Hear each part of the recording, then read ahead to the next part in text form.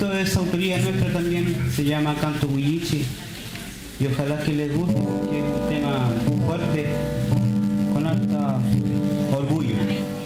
Así que lo vamos a hacer con todo el corazón para ustedes.